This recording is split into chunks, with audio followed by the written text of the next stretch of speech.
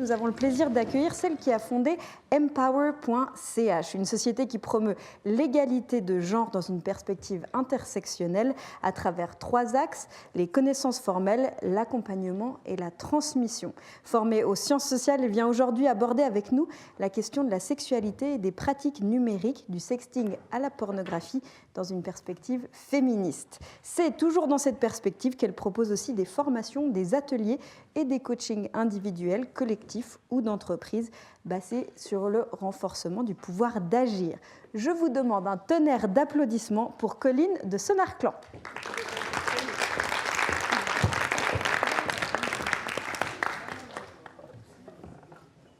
Merci beaucoup.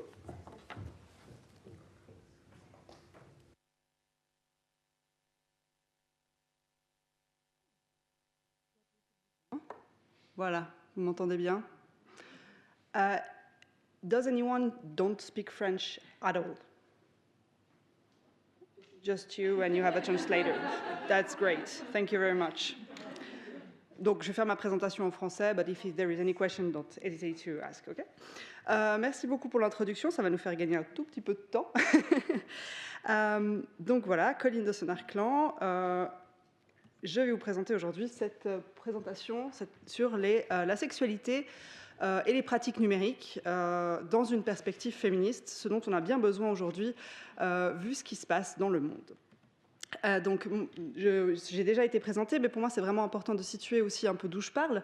Donc, je suis spécialiste des questions de genre, formée à la sexologie, féministe, chef d'entreprise, ça a été évoqué, avec une triple approche, donc, et ça, j'ai fait mon petit schéma, donc je me permets de le donner, les savoirs féministes, donc les connaissances formelles, les compétences que j'ai acquises avec les outils du coaching et de l'accompagnement, et puis un peu l'expérience débat, radio, scène aussi, impro, qui me permettent de travailler sur l'impact et la posture, etc., etc.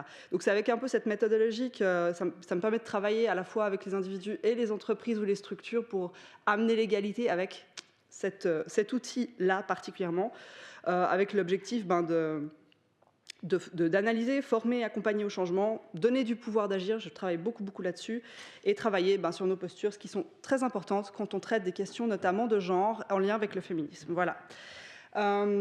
J'ai toujours été particulièrement intéressée par les questions qui sont liées à la sexualité, autant dans ce que la sexualité a de positif que dans le travail autour des violences sexistes et sexuelles qui structurent nos rapports sociaux, notamment dans le champ du corps et de l'intime. Je me qualifie de sexe positive, terme que je préfère au qualificatif pro-sexe, qui est plutôt utilisé par le champ abolitionniste et dans lequel je ne me retrouve pas. Mais comme il est sur ma page Wikipédia, j'aime bien dire que je préfère sexe positif. Voilà. Alors, mes savoirs, ils sont un petit peu à la croisée des savoirs profanes et des savoirs académiques. J'ai un master en sciences sociales en 2012, et depuis, je me suis formée plus ou moins formellement. Je trouve incroyable actuellement qu'on ait la possibilité de se former à travers l'écoute de podcasts, de lectures, de médias, de s'auto-former en écrivant, en travaillant soi-même.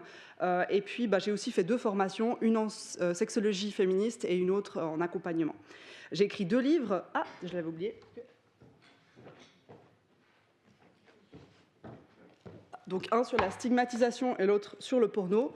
Et je m'intéresse particulièrement aux usages numériques et à ce qu'on nomme la jeunesse, catégorie que je trouve un petit peu fourre-tout et qui joue pas très bien. On en parlera un petit peu après. J'ai travaillé dans une émission de débat sur la RTS en tant que féministe pendant 9 ans, où j'écrivais des chroniques et où j'ai été amenée à décortiquer beaucoup de panique morale. C'est un peu ça mon dada. Mon objectif, c'est de donner des outils, mais aussi, et ça c'est un peu la pièce en plus de l'accompagnement, de partir aussi des savoirs qui sont déjà là et d'empouvoirer les savoirs qui sont déjà là et de faire monter tout le monde en compétences dans une perspective collective, parce que je suis féministe et pour moi, c'est important d'axer sur le collectif. Alors, si je me permets cette longue présentation, c'est un peu pour situer mes savoirs et mes perspectives, expliciter d'où je parle et avec quel regard j'arrive. Je suis très honorée d'être ici et puis de parler dans un lieu de science et de savoir, parce que j'aime la science et j'aime le savoir. Et je trouve intéressant que je sois invitée pas en tant que chercheuse, parce que je ne suis pas chercheuse, ou je serais chercheuse indépendante. Et je suis heureuse de voir que les sources de savoir et les sources de production de savoir, elles se croisent, elles se rencontrent et elles se renforcent en fait. Donc je trouve que c'est un programme vraiment intéressant et c'est vraiment, ça va complètement dans le sens du travail que j'essaye de faire. Donc, je suis très heureuse que le PFL organise ce genre d'événement avec ce genre de mix d'invités. Alors voilà, aujourd'hui, le titre de la présentation, c'est « Sexualité et pratiques numériques du sexting à la pornographie, une perspective féministe ». Et donc, on va parler principalement de 3 sujets. D'une part, les pratiques numériques dans le cadre de la sexualité. D'autre part, on va évoquer la mise en scène de soi et la mise en scène de manière générale à caractère sexuel. Et puis, on va voir le continuum qui existe entre les pratiques professionnelles et les pratiques amatrices. Et puis, finalement, on dira quelques mots sur l'éducation sexuelle, en lien notamment avec le numérique. Voilà. Et puis, toujours dans une perspective sex-positive, que j'expliciterai après, et intersectionnelle, à savoir la prise en considération de tous les facteurs qui structurent les rapports sociaux et qui donc impactent aussi nos sexualités, la pornographie, le sexting, parce que tout ça n'est pas extrait de la société, mais il y est complètement. Voilà. Alors, on va commencer par parler des pratiques numériques dans le cadre de la sexualité. Pour commencer, on va parler des pratiques numériques. Donc ici, c'est vraiment important d'amener et de définir la notion et la perspective sex-positive que je défends. C'est-à-dire notamment le fait de ne jamais hiérarchiser ou juger, d'un point de vue moral, les pratiques sexuelles en dehors de la seule règle qui est celle du consentement. Et pour ça, le problème, c'est que notre société est assez mal outillée. Il faut beaucoup déconstruire les idées reçues et beaucoup de contre-vérités, parce que les tabous et les normes qui sont très fortes autour de la sexualité rendent difficile en fait le savoir et la divulgation des savoirs autour de la sexualité. Et ça fait qu'on a des grosses lacunes de connaissances autour des notions basiques de sexologie dans la société en général. C'est un terrain qui est très mal connu et on entend beaucoup de choses fausses, de contre-vérités sur ce sujet. C'est donc vraiment important de permettre que les savoirs ils se transmettent largement. Et ça, c'est un élément central. La perspective sex-positive, elle requiert des savoirs. Et donc, la vulgarisation des savoirs autour de la sexualité sont très importants. C'est une gageure, parce qu'aujourd'hui, diffuser les savoirs sur la sexualité, comme vous le savez certainement, notamment dans l'éducation sexuelle, mais aussi auprès des adultes, c'est extrêmement compliqué, parce que le sujet de la sexualité est extrêmement tendu et tabou. Et je dirai un petit peu plus pourquoi après. Alors évidemment, quand on parle de ça en lien avec Internet, c'est très très important de rappeler que Internet, c'est la vraie vie. Et que tout ce qui se passe sur Internet n'est ni plus ni moins grave que ce qui se passe dans la vie physique. Ça rajoute aussi une perspective à la qualification sex-positive. Il n'y a pas de différence en fait entre les différentes sphères et on ne hiérarchise pas.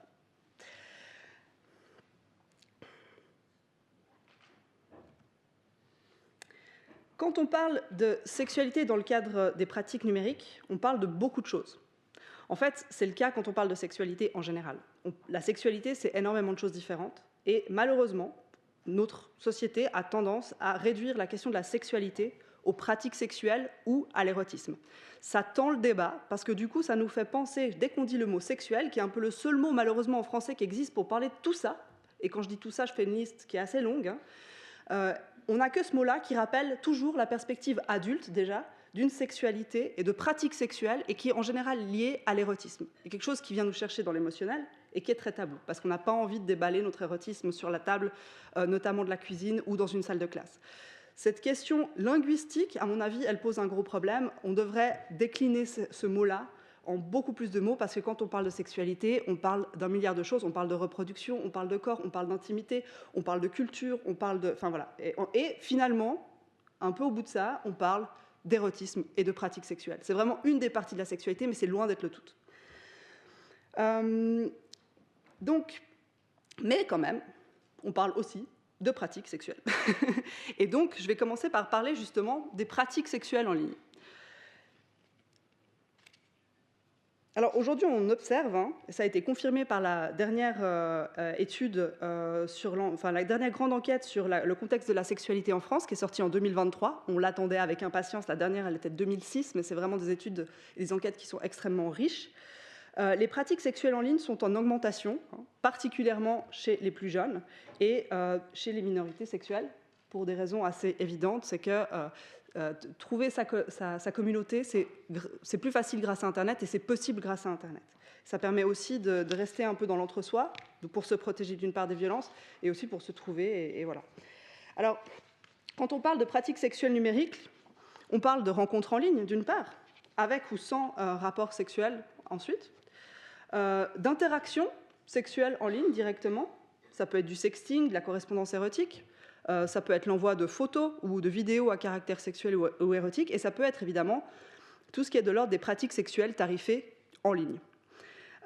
Et bien sûr, la consommation de porno, qui est quelque chose d'extrêmement banal et qui est une pratique sexuelle à part entière.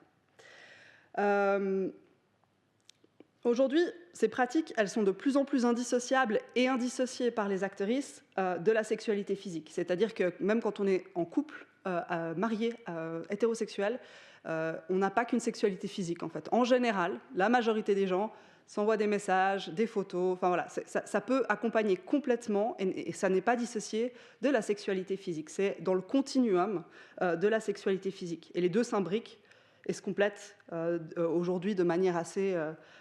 très souvent dans les relations. Donc c'est important d'investiguer ce lieu parce que c'est un lieu important de la sexualité en réalité, et de comprendre ces pratiques aussi dans une perspective inclusive, féministe et sexpositive, puisque c'est comme ça qu'on peut faire de la prévention. Parce que les pratiques en ligne, tout comme les pratiques physiques, elles représentent des risques, notamment des violences, et il faut prendre tout ça au sérieux. Il faut développer le sex safe numérique. Mais de la même manière, il faut aussi prendre au sérieux les opportunités que représente cette sexualité numérique, parce que ça apporte d'énormes choses. Ça peut apporter des choses en termes d'épanouissement personnel, d'agentivité sexuelle, de développement. Et c'est un terrain à conquérir, à mon avis, notamment dans une perspective féministe, notamment en tant que femme, parce que c'est quand même... on le sait, la sexualité, c'est un monde qui est cadré et structuré par les rapports de pouvoir de genre, et donc l'opportunité du numérique, c'est aussi une opportunité de sortir des cadres et d'aller dans de développer des sphères nouvelles et peut-être d'innover aussi dans ce champ-là. En tout cas, c'est ce qui est fait dans le champ numérique. Ensuite, quand on parle de pratiques numériques en lien avec la sexualité, on parle aussi de pratiques informatives et médiatiques. Les espaces numériques, c'est des lieux qui sont très très riches en informations et qui permettent d'apprendre aux besoins dans l'intimité. C'est quand même quelque chose d'extrêmement important, de pouvoir, dans sa chambre, chercher ses propres... Enfin, dans sa chambre ou d'ailleurs dans le train, sur son téléphone, de chercher des informations sur la sexualité sur Internet sans avoir besoin de la demander, vu qu'il résiste encore de gros tabous sur ces questions-là. Notamment tous les tabous qui ont lieu autour de ce qu'on appelle les kinks, à savoir donc tout ce qui n'est pas de la sexualité normative, pénétrative, acceptable dans la société, donc BDSM, enfin, et les kinks sont extrêmement riches, il y en a beaucoup, beaucoup. Et donc, sur ces questions-là, Internet grouille d'informations précieuses pour les personnes qui sont attirées, qui ont des orientations érotiques, qui dévient un petit peu de la norme. Et j'aime pas du tout le terme dévier, mais qui sont un peu à la marge. C'est donc un lieu de ressources important, autant pour les jeunes que pour les adultes. Et ça, c'est important de le dire, c'est qu'en fait, moi, quand je parle d'éducation, de plus en plus, en fait, quand je parle d'éducation à la sexualité, je parle vraiment pas que des jeunes, je pense que les adultes sont tout aussi, voire parfois plus, mal informés que les jeunes sur la sexualité. Donc, les espaces d'information qui se rendent disponibles aussi pour les adultes, je pense que c'est très important. Donc ces informations, elles peuvent venir des sites, des structures de santé sexuelle, comme Santé Sexuelle Suisse, ciao.ch, et c'est des lieux qui sont extrêmement importants, des médias, et avec les biais médiatiques qu'on connaît, c'est-à-dire que souvent, quand la sexualité est traitée par les médias, vu les tabous dans la société et vu le manque de connaissances, c'est souvent assez biaisé et donc pas toujours très satisfaisant d'un point de vue formel, mais n'empêche qu'il y a beaucoup d'informations qui est transmises comme ça. Les lieux de création de savoir, ça va de l'EPFL à mon site internet, et donc là, on est aussi sur quelque chose dans un continuum des savoirs formels avec des savoirs profanes, en passant par toute la sphère conspirationniste et les fake news. Donc il faut faire évidemment attention à ces informations. Les échanges entre pairs qui ont lieu dans l'espace numérique, qui sont très très importants, notamment pour les jeunes, Et moi, là, je dis aussi, ça devrait être le cas pour les adultes, parce que les adultes devraient aussi utiliser les espaces numériques pour échanger sur leur sexualité entre pairs, parce que la sexualité devrait devenir un sujet de conversation pour qu'on puisse s'outiller et s'émanciper et s'informer sur ces questions-là. Il y a les réseaux sociaux, avec le pire comme le meilleur, mais il y a aussi vraiment le meilleur, donc il ne faut pas jeter du tout les réseaux sociaux à la poubelle. Et puis, il y a quand même le porno. Voilà. Le porno, c'est une source d'information, ne serait-ce que pour savoir ce que c'est le porno. Et puis, même si c'est une mauvaise école de la sexualité, c'est quand même le seul endroit où on peut voir des pratiques sexuelles explicites, où on peut voir des pénis, des vagins, des vulves et des pratiques sexuelles filmées. Donc c'est une mauvaise source d'information pour savoir ce que c'est des pratiques sexuelles, n'empêche que c'est la seule source pour voir des pratiques sexuelles à l'heure actuelle. Donc c'est une source qui est utilisée. Voilà, ce n'est pas la source principale, mais elle est utilisée. Alors, quand on parle d'informations numériques, il ne faut pas être trop prompt, mais bon, on le sait ici, à juger la qualité des informations qu'on trouve sur Internet, parce qu'aujourd'hui, on n'est pas sûr que les informations qu'on trouve sur Internet soient de moins bonne qualité que les informations qu'on peut trouver auprès de personnes physiques. Parce qu'il y a encore tellement de biais autour de ces questions-là, et tellement de jugements moraux et de réactions simplement émotionnelles, qu'aujourd'hui, on ne peut pas garantir qu'un jeune ou une jeune a meilleur temps d'aller poser une question à sa mère ou à Internet. Et la réponse, elle est loin d'être claire. Savoir qui est mieux renseigné, une personne ou Internet. Mais la bonne nouvelle, c'est que ce qu'on observe, c'est notamment chez les jeunes, que les pratiques informatives autour de la sexualité, elles sont très plurielles.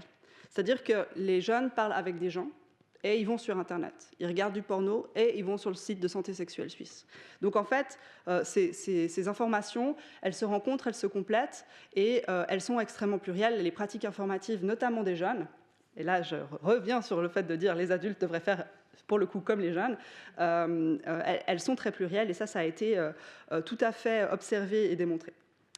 Et puis, mais ça reste quand même une motivation à produire à la fois du bon matériel informatif sur Internet et à former les personnes, de manière générale dans la société, sur les questions en lien avec la sexualité.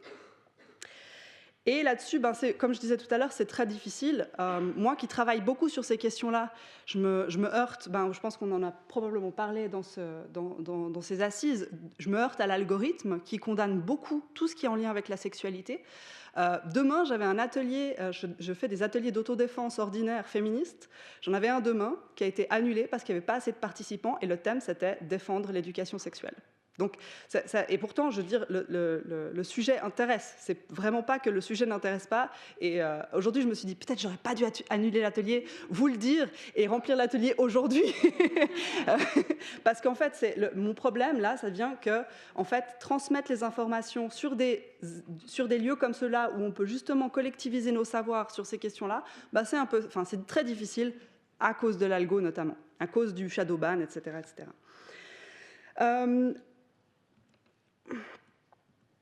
Ensuite, il y a toutes les pratiques militantes sur Internet autour des questions de sexualité. Alors, ça peut être les communautés liées. D'une part, les communautés queer. Et là, c'est vraiment un lieu extrêmement important, un lieu ressource, parce que, encore une fois, le monde physique a échoué à accueillir les communautés queer, donc Internet l'a fait, et pour le mieux, parce que comme ça, il y a quand même aussi une possibilité de tri, d'entre-soi, de sécurité. Pas que, parce que tout n'est pas sécurisé, mais quand même. Et puis, des communautés qui se rassemblent autour des kinks, qui peuvent à la fois créer des savoirs, transmettre des informations, se rencontrer et militer aussi pour la reconnaissance de leurs kinks, qui ne sont pas des perversions, comme le disait le DSM-5 il y a encore pas longtemps. Il y a aussi toutes les questions polyamoureuses, par exemple, qui se sont beaucoup diffusées grâce à Internet. Et c'est vraiment très, très important de dire que ces espaces-là, qui sont aussi des espaces militants, ils changent le game aussi pour les hétéros, parce que toutes les perspectives queer qui ont notamment influé sur les perspectives polyamoureuses et notamment ont eu des impacts énormes sur les connaissances autour du consentement, par exemple. Et donc, on voit vraiment que c'est des communautés qui apportent énormément une nouvelle perspective qui permet en fait d'améliorer les savoirs aussi quand il s'agit de couples, de situations plus classiques, hétéros, etc. Donc, merci à ces espaces-là d'exister. Puis on pourrait aussi mettre, alors moi je suis toujours un petit peu, pour moi je fais vraiment la différence entre sexualité et violence sexuelle, n'empêche qu'on pourrait aussi mettre dans cette catégorie tous les groupes sur Internet qui travaillent à lutter contre les violences sexuelles.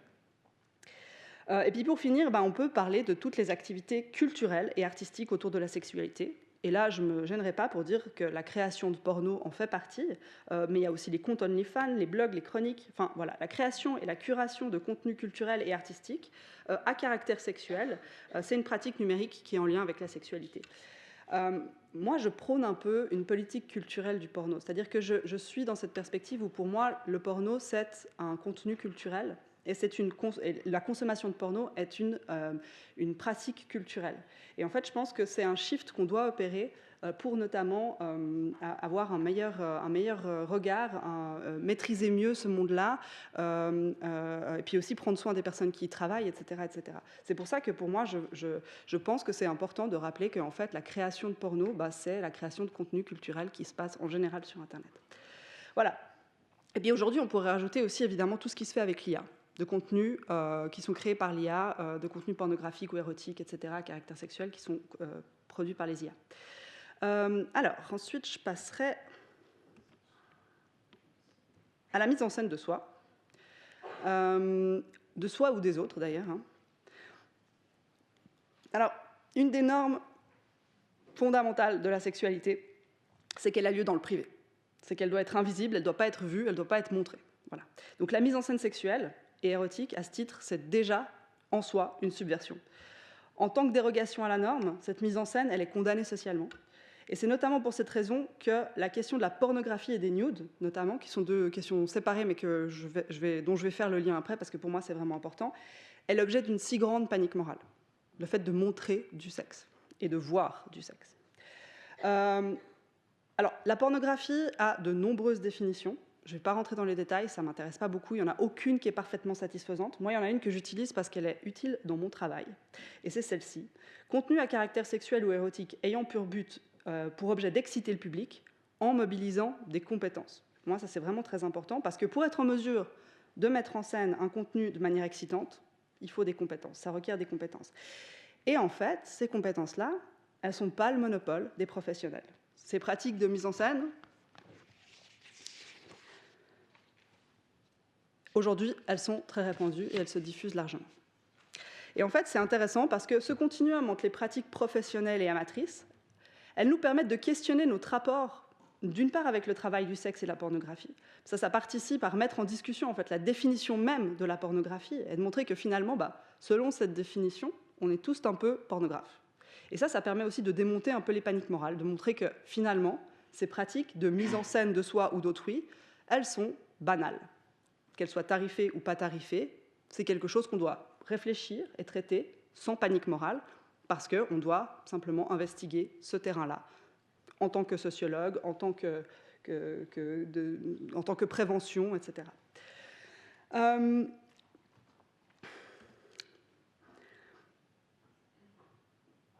Ça, j'ai dit. Voilà. Alors, un point commun qui est très fort en toutes ces pratiques, qu'elles soient professionnelles ou privées, qu'elles soient intimes ou tarifées, voire les deux, c'est que le genre est une composante très forte. C'est vrai pour la production de porno. On ne met pas en scène les femmes comme on met en scène les hommes. Et en tant que femme, on n'occupe pas les mêmes places dans l'industrie pornographique que les hommes, notamment en tant qu'actrice, mais pas que. Le genre est même un élément de mise en scène, c'est une composante de la manière dont on construit le récit pornographique. Et dans la consommation de porno, c'est aussi vrai.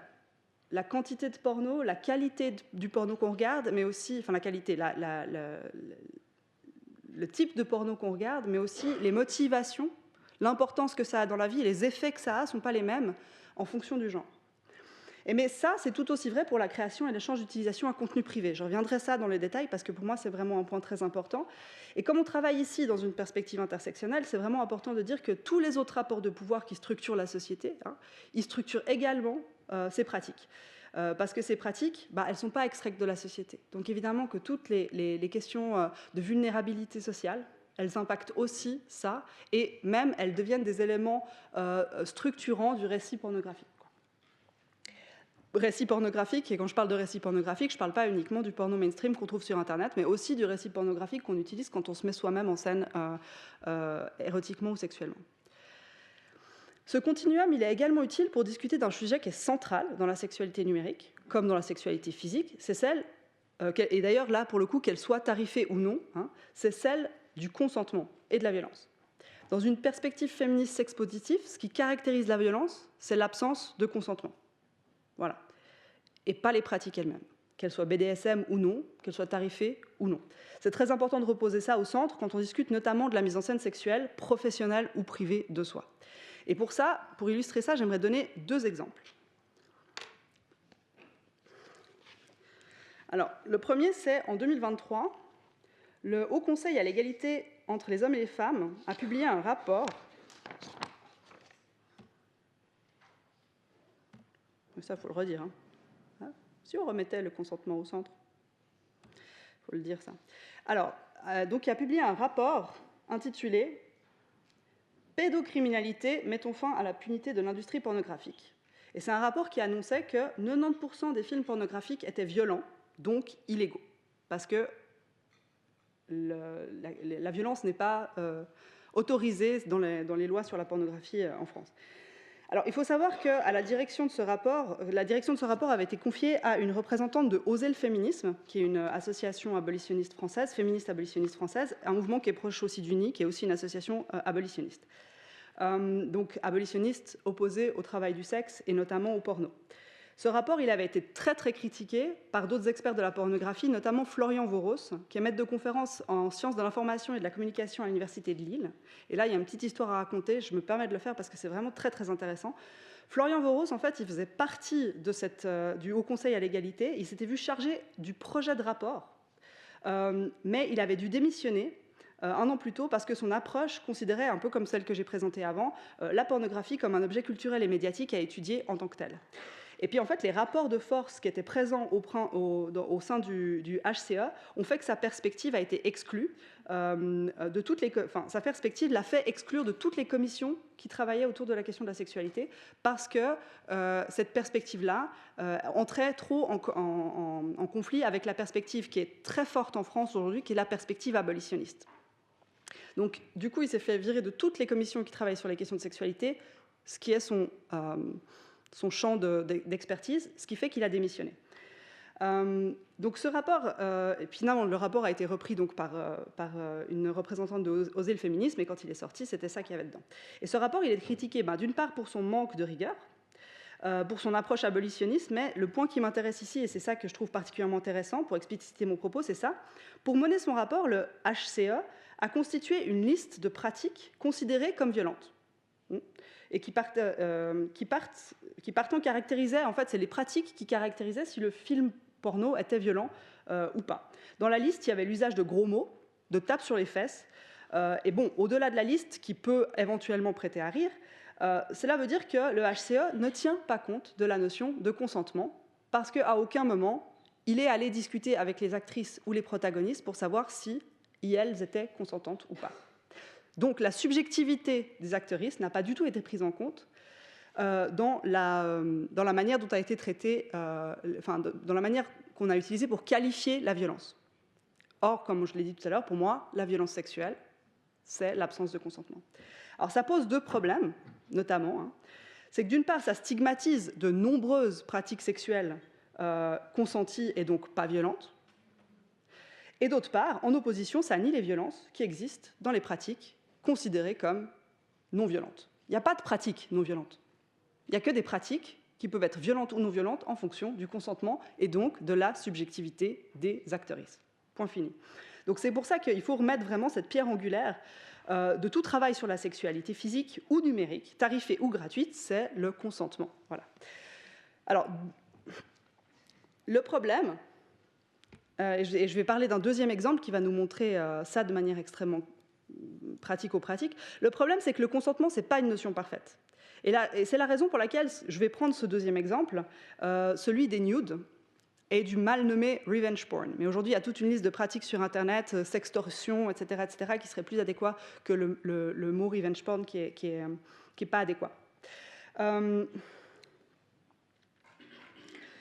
Donc ouais, effectivement, ça c'est vraiment important de rappeler que si on questionne la notion de consentement, si on la critique aussi, c'est pas pour l'abandonner, parce que c'est une notion qui est absolument fondamentale, c'est pour lui donner plus de force. Hein. Pour moi, c'est très important de le rappeler.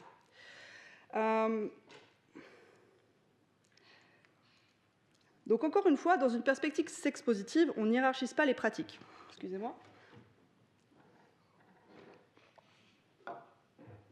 L'envoi de nudes, ce n'est pas un problème en soi, du moment que c'est mutuellement consenti.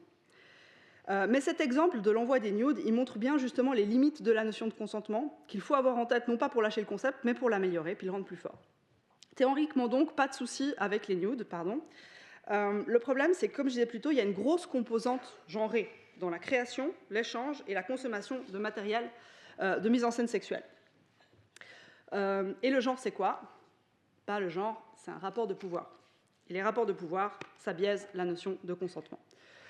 Ce sont dans leur majorité des femmes qui envoient des photos d'elles et des hommes qui les demandent et les reçoivent. Parce que le genre marque la manière dont les corps sont sexualisés et l'agentivité sexuelle. Les femmes sont perçues comme objet de désir, les hommes comme sujet du désir. Les femmes se mettent en scène et c'est elles qui sont sexy et les hommes regardent. Les contenus du type nude s'inscrivent complètement dans cette dynamique. Les femmes ont plus de compétences pour se mettre en scène, parce que s'étant elles-mêmes, on les a objectivées, on les a sexualisées, et du coup elles se sont beaucoup auto-observées, elles savent très bien comment paraître, etc. Elles ont plus de compétences de mise en scène de soi. Et les hommes, en fait, ils ont plus de compétences, et ça c'est vachement important, pour avoir envie de ces photos. C'est-à-dire qu'en fait, les hommes, ils ont plus d'agentivité sexuelle. L'inverse est aussi vrai, hein. Les femmes ont moins d'agentivité sexuelle, ça c'est quelque chose qu'on observe beaucoup en sexologie, ce qui est un vrai problème. De rendre aux femmes leur agentivité sexuelle, c'est un vrai enjeu féministe. Et les hommes, eux, se conçoivent peu comme des objets érotiques. Et ils ont moins de compétences aussi pour se mettre en scène, du coup. Alors, là où ça devient problématique du point de vue du consentement, c'est qu'il existe des injonctions contradictoires. Parce que jusque-là, on pourrait dire, ben voilà, c'est la manière dont le genre structure l'érotisme, c'est OK, etc. Et en soi, moi, j'ai aucun problème à ce qu'on dise, les ressorts, ils existent, on peut les utiliser, on s'envoie des nudes, c'est cool, on n'a pas les mêmes envies en tant que femme, en tant qu'homme, parce qu'on est construit dans une société genrée, on ne va pas en plus se punir sur le lieu de sa sexualité, il n'y a pas de problème, en soi. Mais on observe une structure, et surtout, il y a un problème du point de vue du consentement, parce qu'il existe des injonctions contradictoires. C'est que non seulement les femmes sont vues comme les objets du désir masculin, mais elles sont également tributaires de du désir qu'elles suscitent. Elles sont sexualisées et condamnées pour être sexuelles. Concrètement, ça a été observé chez les jeunes, mais ça marche aussi chez les adultes, encore une fois. Les hommes demandent des contenus érotiques, où les femmes se mettent en scène, et les femmes subissent les conséquences d'envoyer ces photos ou de ne pas les envoyer. Et là, je vais faire un petit extrait Saint-Valentin. La motivation d'envoyer ces photos, elle est, dans les enquêtes qui ont été menées, elles sont rarement j'ai envie de parce que ça me plaît, ça m'excite. C'est souvent pour satisfaire le partenaire, que ce soit dans une manière assez directe et une exigence de la part du partenaire, considéré comme un dû dans l'imaginaire collectif et de manière intégrée, soit il y a du chantage affectif. C'est-à-dire, si tu m'aimes, envoie-moi des photos. Ça fait partie du deal amoureux.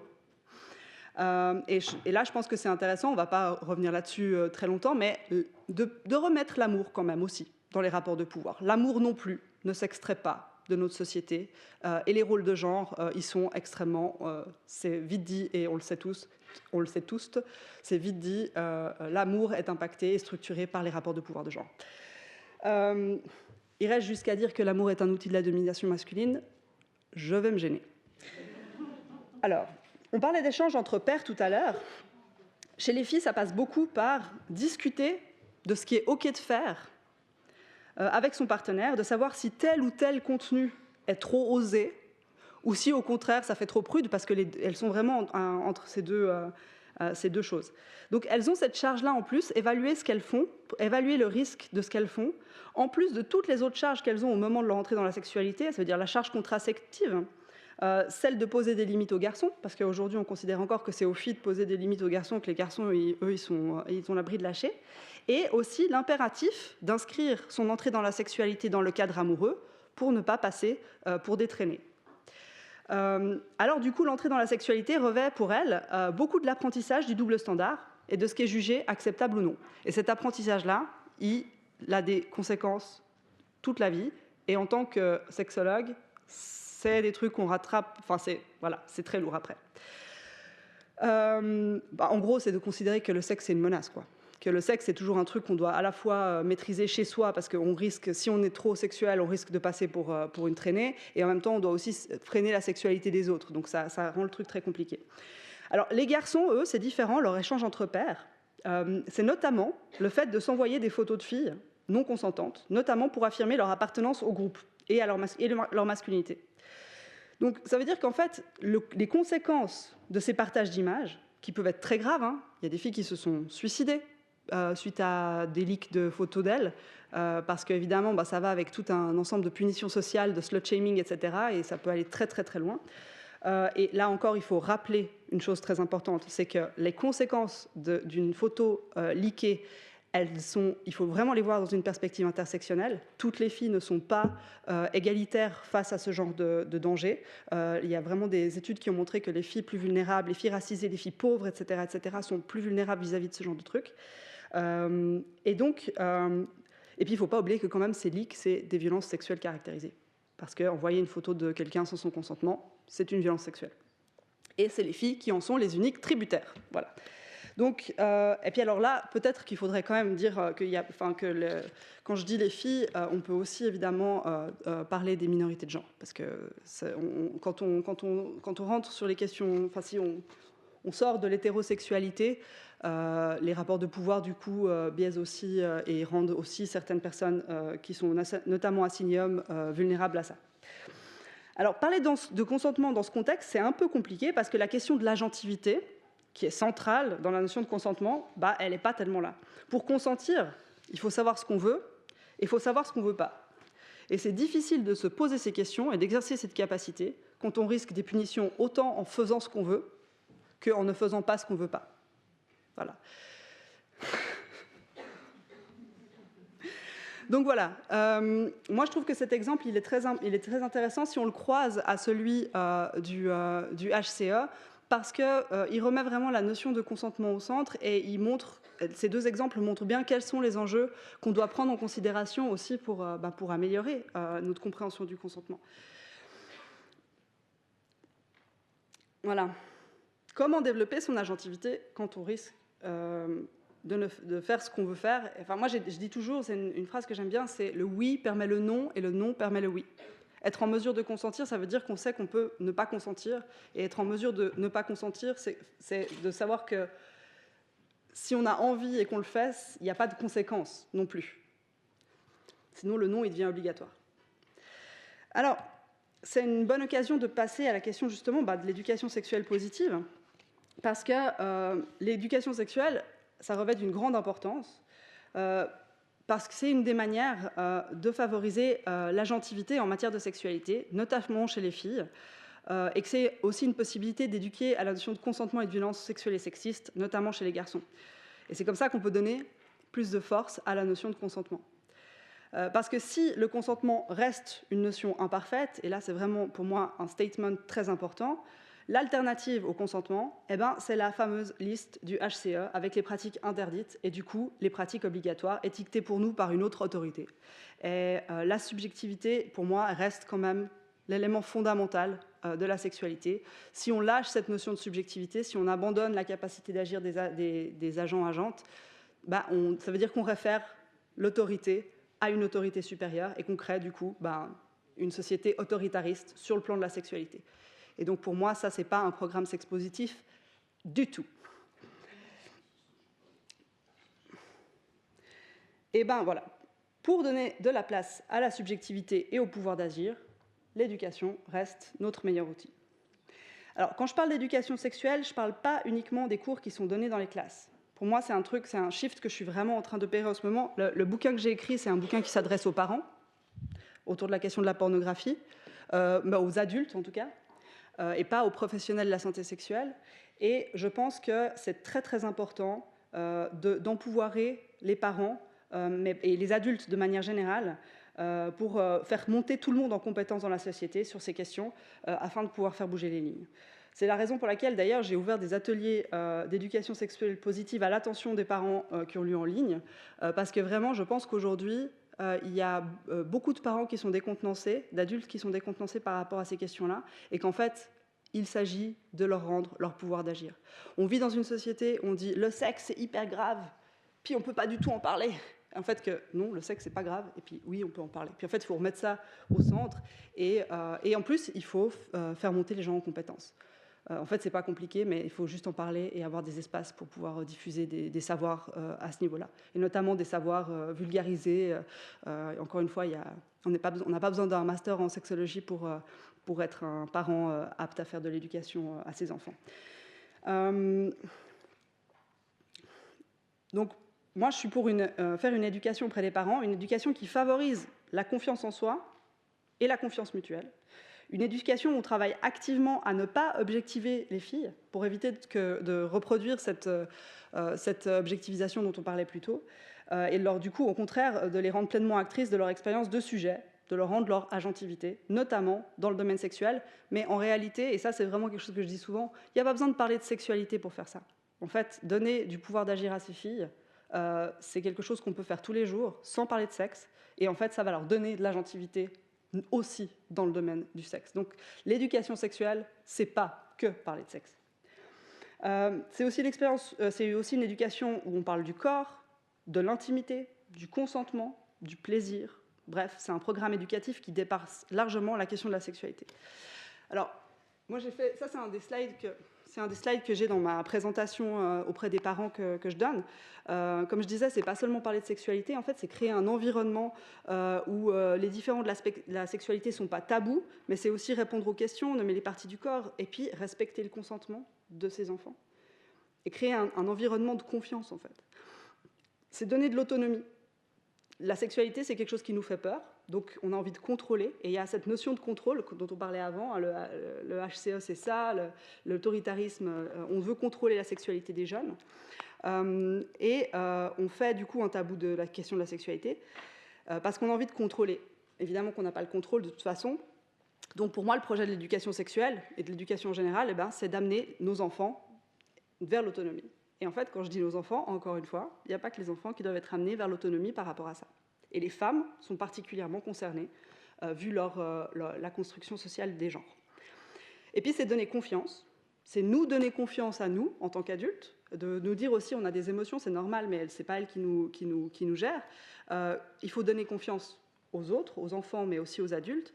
Et puis, à mon avis, c'est la meilleure façon, c'est pas mon avis, c'est ce qui est observé, les enfants qui ont confiance en eux sont ceux qui arrivent à poser leurs limites de la bonne manière, qui arrivent à avoir la sexualité qu'ils et elles désirent, et non pas la sexualité que leur partenaire ou la société exige d'elle eux.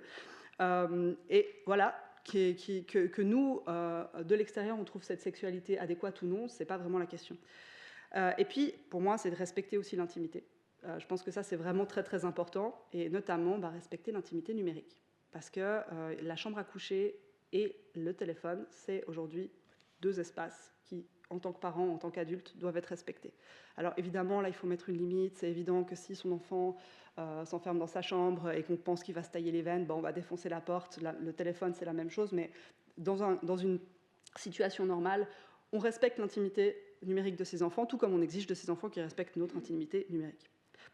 Et puis, pour finir, ça c'est encore un visuel que j'avais fait dans le cadre de mon travail avec les parents et de manière générale.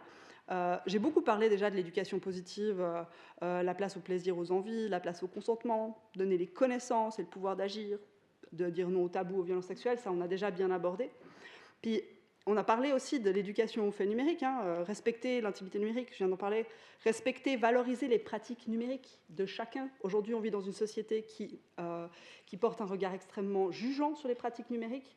Les écrans, comme si les écrans étaient un truc monolithique et que du coup les enfants ils sont toujours rivés sur leurs écrans. Bah ouais, mais qu'est-ce qu'ils font? Est-ce qu'il y a des choses qu'ils font qui t'intéressent aussi? Est-ce que tu partages avec tes mômes des moments de collectif autour de leur pratique numérique? Est-ce que tu valorises leur pratique numérique? Parce que c'est aussi ça qui va leur donner la confiance de se dire, si ça je kiffe sur Internet, c'est que c'est bien, et si ça je kiffe pas, ça veut dire qu'il y a un problème, et du coup j'écoute mes red flags aussi.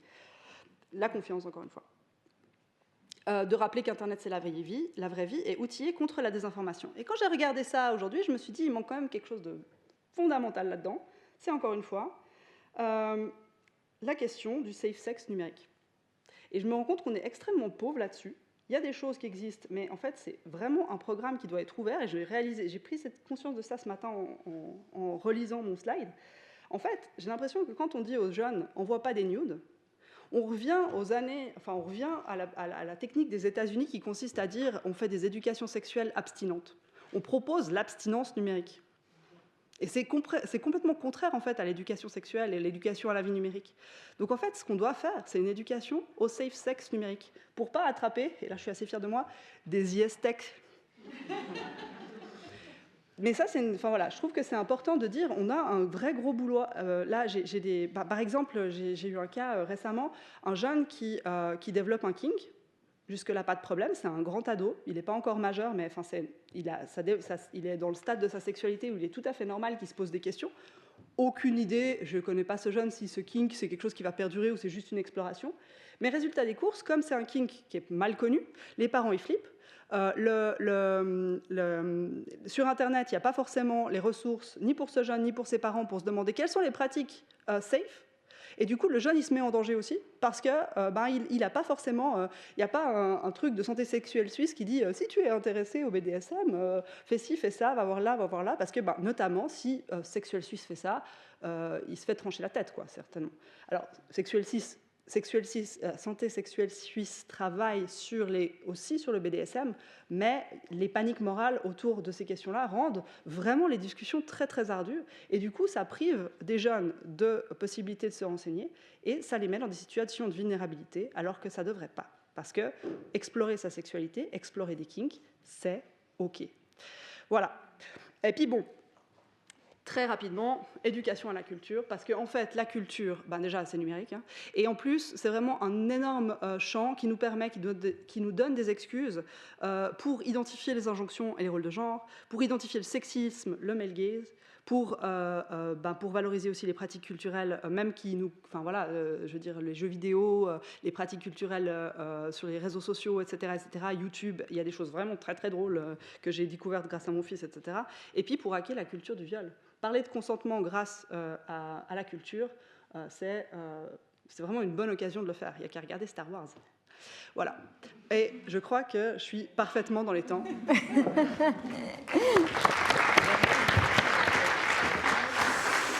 Merci beaucoup, Colline de Senarclan. C'est à votre tour maintenant de poser des questions. On a encore un petit moment pour ça.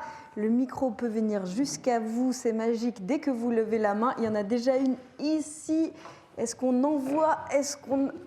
Wow, c'est bien, ce truc-là. C'est incroyable. C'est un micro magique. On l'adore. On m'a traite un peu depuis hier, mais ça va. Alors, merci beaucoup. C'était super intéressant. Alors, je sors un peu du numérique. Je vais parler plutôt généralement par rapport au rôle d'éducation.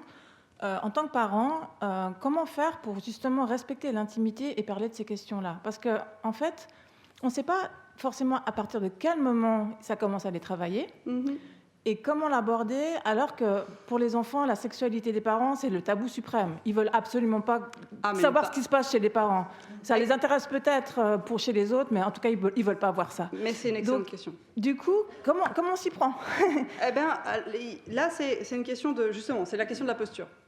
Ça, c'est quelque chose que j'aborde beaucoup dans mes ateliers. Comment est-ce qu'on garde notre posture? Votre sexualité, elle ne regarde pas vos enfants. Leur sexualité ne vous regarde pas. Ça ne veut pas dire que vous ne pouvez pas mettre de manière générale des informations autour de la sexualité à disposition, vous rendre disponible pour répondre aux questions, créer un environnement dans lequel les enfants n'hésiteront pas à venir vous voir parce qu'ils savent que vous n'allez pas les juger. Donc ça veut dire travailler sur cet environnement de confiance. Mais après, la ligne à ne pas franchir, c'est qu'effectivement, on ne parle pas de leur sexualité. On ne pose pas de questions à ces enfants sur leur sexualité. On peut poser des questions, par exemple, sur les pratiques safe. Ça, c'est, de dire, est-ce que tu connais les méthodes de protection contre les maladies, tout aussi bien que est-ce que tu sais les mesures que tu dois prendre sur Internet, etc. Est-ce que tu as besoin de moi? Est-ce que tu as besoin d'argent pour acheter des capotes? Ça, c'est OK, parce qu'on reste dans le méta. Mais poser des questions sur la sexualité de ces enfants, par exemple, dans mon livre, je le dis, ne demandez pas à vos enfants s'ils regardent du porno, ça ne vous regarde pas. Vous rentrez dans leur intimité. Après, si vos enfants eux-mêmes viennent vous en parler parce qu'ils ont des questions, ça veut dire qu'ils vous font suffisamment confiance. Et là, évidemment, on y répond. On ne dit pas « non, c'est ta sexualité, ça ne me regarde pas ». Mais ça, c'est la limite, à mon avis, à ne pas franchir. Et c'est une ligne qui est importante. Parce qu'en fait, quand on rentre dans un registre sexuel avec ses enfants, on crée un environnement incestuel. Et ça, on ne veut pas. Donc en fait, ce n'est pas parce qu'on dit parler de sexualité avec ses enfants qu'on dit rentrer dans un registre sexuel avec ses enfants. Et je pense que cette ligne-là, elle est très importante. Il faudrait en parler plus, il faudrait travailler plus là-dessus. C'est quelque chose que j'ai un peu commencé à conscientiser très récemment, de me dire, il y a cette ligne, elle est où cette ligne? Et je pense qu'en fait, c'est aussi à nous, en tant que parents, de sentir les choses. Puis des fois, on fait des conneries. Voilà, c'est normal. Donc c'est beaucoup aussi en passant par le méta, en parlant de la sexualité de manière générale et pas directement celle qui nous concerne ou celle qui concerne... Et pour moi, ça, il y a un outil que j'aime beaucoup, qui m'a été très utile personnellement, c'est de passer par... regarder des choses ensemble, alors, pas du porno, rien de sexuel évidemment, regarder des choses ensemble peut-être autour de ces questions-là, je sais pas, une vidéo de prévention ensemble, ou d'envoyer une vidéo de prévention, de dire qu'est-ce que tu en as pensé, voilà, des choses qui parlent de ça, mais de manière méta. Souvent, partir d'un support, ça aide beaucoup.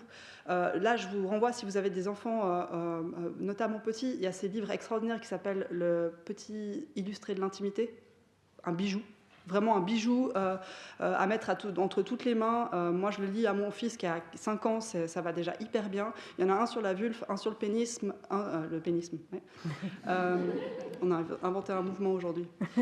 Un sur les relations et un sur les identités. Et c'est vraiment des très très bons bouquins. Alors c'est français, du coup il y a des références qui sont françaises, il faut peut-être les adapter au cas suisse, mais c'est des très très bonnes choses. Et des outils comme ça, il en existe pas mal. Et puis aussi, je vous renvoie, si jamais, sur mon site internet pornoparlonsen.ch, où j'ai répertorié pas mal de ressources. Et aujourd'hui, préparer cette conférence m'a montré aussi qu'il manque des trucs, justement, notamment sur les questions numériques. Mais en fait, je ne suis pas sûre que je vais les trouver pour les ajouter, parce que je ne suis pas sûre qu'elles existent. Faisons-les. Oui, yes, a question here. Oh God, I thought I was going to drop that. So I hope we weren't distracting you too much with the translation. Absolutely not. But Mary did a really great job of kind of giving me the key points. And obviously I missed a lot of it, but I can see that our work overlaps in some ways. I was interested in... So from my understanding, it was focused on both pornography and like kind of sexual cultures, like sexting among children and that kind of thing. I was wondering, in terms of the pornography side, how much you've thought about kind of the ethics of porn and what ethical porn is. At one point, I was looking at with a participant like an ethical fair trade movement being in porn, and these discourses have existed around porn producers and how you create boundaries of consent and like what is ethics. But then sometimes with media regulations, that can bleed over into like regulation of, you know, the female body. In the UK, it's quite bad. Like, yeah, I know. I don't know what is terrible about that. I don't know if everybody does know, but there is like a list, like the same list. How do you say l'éjaculation féminine? It's like bans a list of sex acts. Yeah, l'éjaculation féminine, elle est interdite dans les films porno en Grande-Bretagne parce que ils arrivent pas à savoir si c'est ça ou de l'urologie qui est interdite. Donc ça veut dire que la seule expression de l'orgasme féminin visible, elle est interdite par féminisme dans les films anglais. Donc c'est vraiment un peu... It's quite absurd, this situation. Yeah. It's like, for example, I don't know if you've just said this because I can't understand, but one of the things they do is like they ban urine, but they misunderstand like female ejaculation. So like male ejaculation. Yeah, exactly what I explained.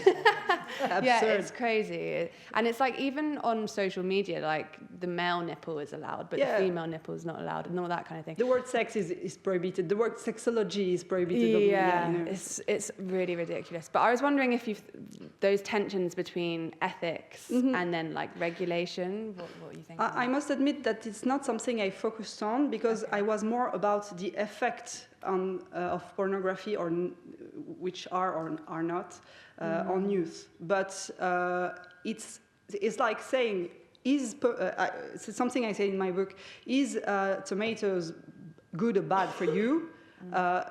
Regardless of the quality and the ethic of the producing of tomato. But it's still a very important subject which has to be linked to the consent, always. And the other thing I told before is I'm very advocating for cultural politics of pornography. You know, because for example, in France, you can't have any support, governmental support if you produce pornography, and your film is taxed much more than any other film. So it's like you come down by the state for doing so. So obviously, in this situation, how are you supposed to be ethical? I mean, you're banned. So I'm really.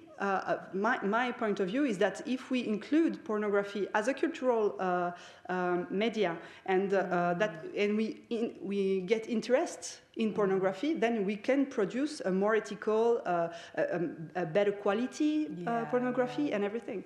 But if someone wants to get involved in this area, but she knows that as soon as she does so, she's been banned from society. Yeah. How are we supposed to do?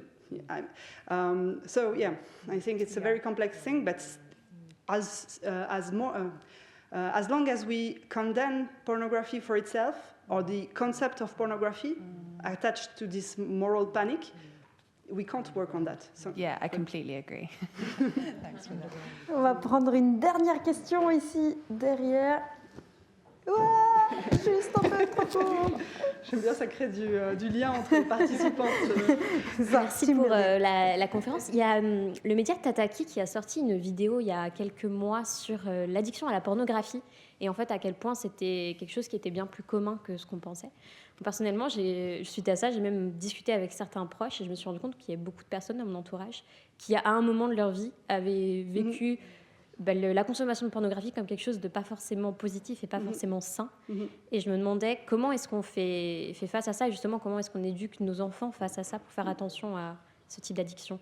Alors, je suis la question de l'addiction à la pornographie aujourd'hui, c'est pas très scientifique. Déjà, le mot addiction lui-même n'est pas très scientifique. Quand on parle d'addiction, on parle de différentes choses. On peut parler soit d'abus de substances, soit de comportement compulsif.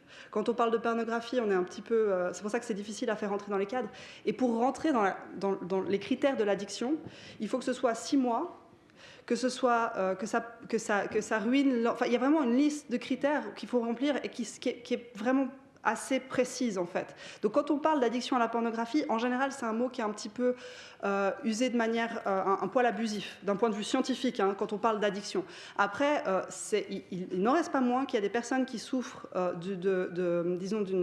d'un moment dans leur vie, comme vous le dites, où tout d'un coup la pornographie prend trop de place, etc., puis que c'est une vraie question. Et moi je pense que de nouveau, et ça a été montré aussi dans des études, en fait, l'effet qu'a la pornographie sur un individu dépend aussi beaucoup des valeurs morales de l'individu vis-à-vis de la pornographie. C'est-à-dire que, par exemple, les gens qui consomment de la pornographie, mais qui ne voient pas ça comme un problème moral, développent pas tellement de problèmes d'estime d'eux-mêmes ou de choses comme ça. Tandis que les personnes qui ont été éduquées dans l'idée, notamment, ou qui ont développé les valeurs que la pornographie, c'était quelque chose de mauvais, mais qu'ils en regardent quand même parce qu'ils aiment ça, en fait, c'est comme si on vous dit, j'en sais rien, moi j'ai envie de manger de la viande et j'aime ça et je sais que c'est pas bon ni pour la planète, ni pour les... Enfin, voilà, je souffre d'une espèce de dissonance-dissociation qui rend la chose difficile. Donc à mon avis, on peut aussi travailler là-dessus en commençant par dire « Hey, regarder du porno, c'est OK. Après, si vous souffrez de votre rapport au porno, comme si vous souffrez de votre rapport à toute chose, eh ben, il faut consulter et puis il y a de l'aide possible. Et ça, ce sera beaucoup plus facile à faire si on n'a pas un regard stigmatisant sur le porno, parce qu'aller demander de l'aide sera aussi plus facile. Donc je continue à prôner pour ça, d'une part, une forme de banalisation et d'autre part, une forme de détabouisation du porno. Merci beaucoup, Colline de Senarcon.